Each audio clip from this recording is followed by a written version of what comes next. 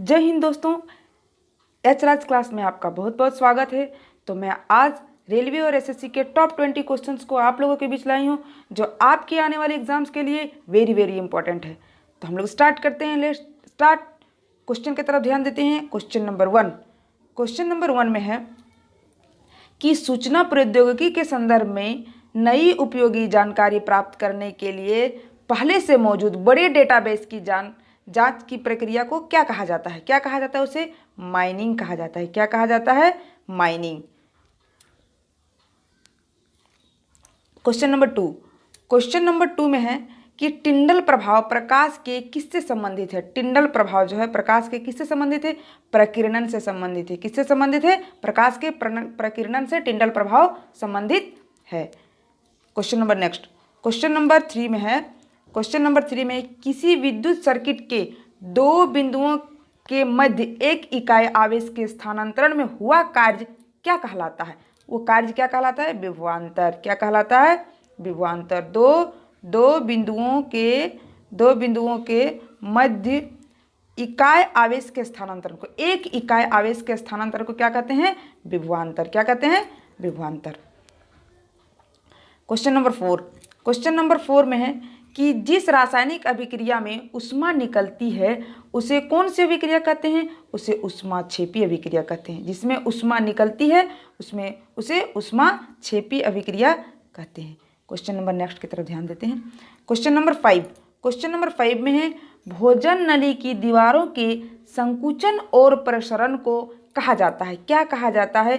क्रमांकुचन गति। क्या कहा जाता है? क्रमानुकुचन गति कहा जाता है। भोजन नली के दीवारों के संकुचन और प्रसरण को क्या कहा जाता है? क्रमानुकुचन गति।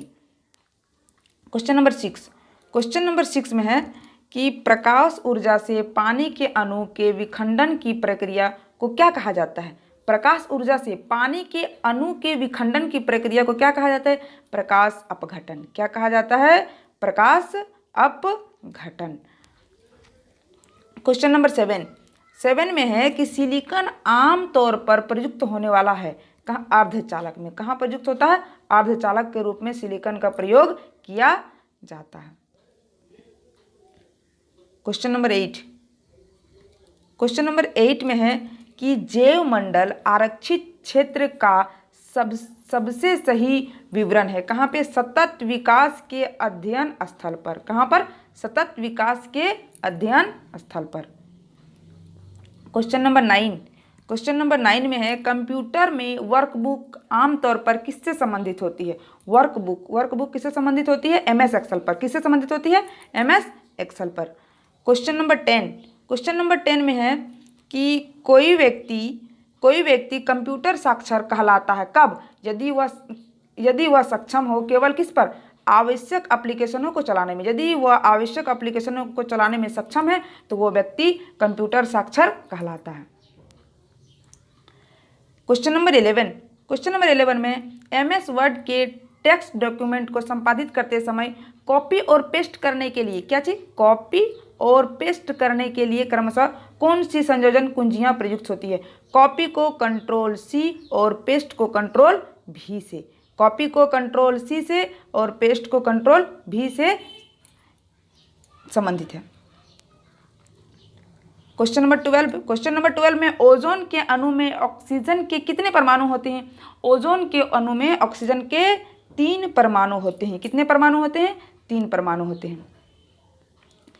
क्वेश्चन नंबर 13 में है, क्वेश्चन नंबर 13 में है कि समुद्री जीव के स्वास्थ्य का निर्धारण करने हेतु किसे मापा जाता है? समुद्री जीव के स्वास्थ्य का निर्धारण के लिए घुलनशील ऑक्सीजन को मापा जाता है कि जल में कितना ऑक्सीजन घुलनशील है, उसे माप के उनके स्वास्थ्य का निर्धारण किया जाता है। Question number 14। क्वेश्चन नंबर 14 में है कि किस गैस को स्ट्रेंजर गैस के रूप में भी जाना जाता है? तो जिनोन को स्ट्रेंजर गैस बोला जाता है। किसे बोला जाता है? जिनोन को स्ट्रेंजर गैस बोला जाता है।